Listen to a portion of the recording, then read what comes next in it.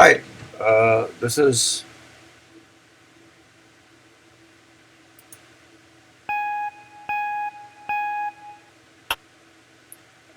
this is Shanker, and today, since Adara Nakshatra is on today, I'm making a video which is basically talking about the importance of the Lord of Eighth House in the present Kali Yuga system, and how is it related to the fifth house.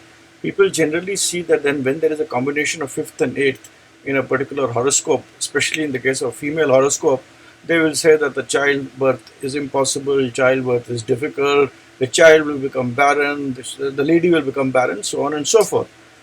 This is a misconception because today in Kali Yuga, and then today where we are ruled by, where Rahu is the ruler of technology and we have ultraviolet rays and so many other things, eighth house cannot be treated the same way as our sages used to consider it. That is, it is not a house which will create death and destruction. While the eighth house is the house of medical surgery, it is a house of depth of understanding of things. So, whenever you see there is a relationship between the Lord of fifth and eighth, then be sure that it is not a denial of child. Other things being there, it is not a denial if the D7 is strong, D9 is strong. Other parameters are also saying it is not a denial of child. It is at the most a delay of a child if the other parameters are not helping it, or it is that a child will be born through surgery, will be a child which will be born through an IVF kind of a situation. A child could be born through surrogacy. Now, why surrogacy, why IVF, and why through just a cesarean, this thing that we can discuss separately because there'll be separate issues involved in that. But be sure that when there's a connection between fifth and eighth, please do not say that there is a denial of child. Like I will explain you in this horoscope where, which is in the side of this thing, where the Lord of fifth is Mercury, and the Lord of fifth Mercury has gone in eighth house, right, in the house of Jupiter. Jupiter is there, and in the fifth house there is Jupiter and Saturn.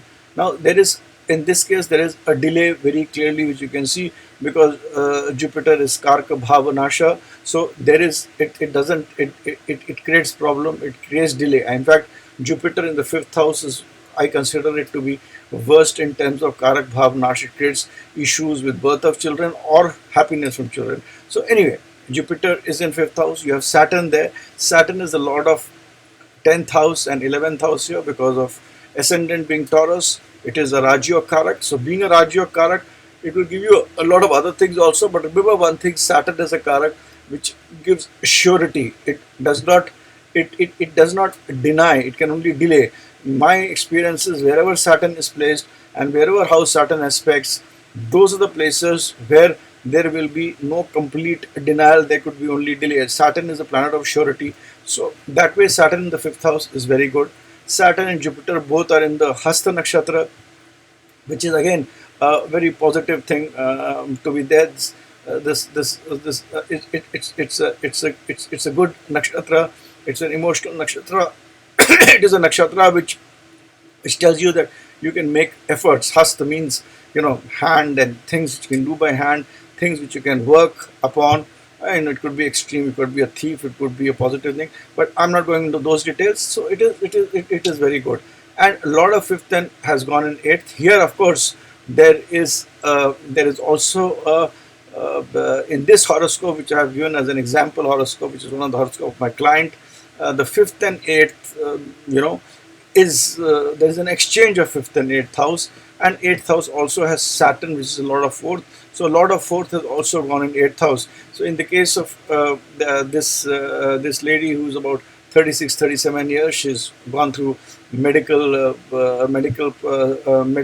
progress, has gone through IVF. She's today pregnant. She's having a lot of problems, and but she is very determined to have a child because Rahu is in the third house, which is Mool Trikon sign, and whenever Rahu is in third house, it shows that a person is a bold, takes decision, and also Lagnesh is in Saptamesh. With a debilitated moon, and debilitated moon in Anudara Nakshatra is very good, where a person is actually thinks deeply, thinks into things which can be done.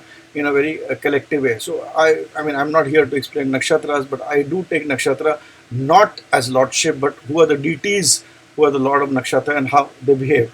So here is a typical horoscope where lord of fifth has gone in eighth, lord of eighth has gone in fifth, fifth and Jupiter and Saturn are together, and ahead of Sun and Mercury, that is in the ninth house, you have an exalted Mars and Ketu. So exalted Mars has its own positive things, and with Ketu it has its own issues. But Mars with Ketu will always show some issues with blood or blood related problems, which again would not be would she would face, but generally it would be okay. So this is one example horoscope, and I've seen a few hundreds of horoscope where a relationship between fifth and eighth house, and if there are other aspects which do not deny progeny, please do not conclude that the person will not have a child. In fact, you should counsel the person to go for medical advice, to go for IVF, to go for other things which are there, and certainly in this age it helps. It is only to that extent the relationship between fifth and eighth has to be taken while a child is being conceived. Also take fifth house as a house by itself, and the eighth house is fourth from fifth house. So that way it is good. It is going to give a place for the fifth house.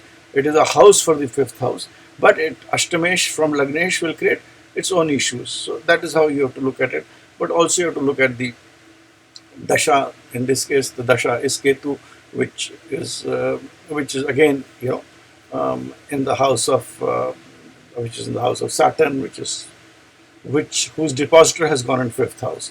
So that way it is going to help, but going to help with a lot of tensions, issues, and problems because of the relationship with eighth house. So then we can analyze the horoscope further and further. But this limited video was to explain that please do not condemn the fifth house, or do not come to a conclusion there will be no progeny just because fifth is connected with it.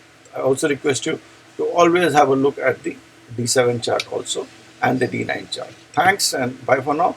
I thought I'll make this video because this was a lot of people do come with these kinds of issues these days, especially in the modern age. So I thought I'll make this video to explain this point. I hope you would have liked it.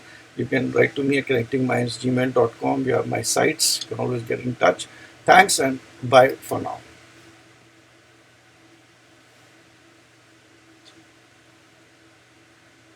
अब इसको कहाँ से बंद करेंगे?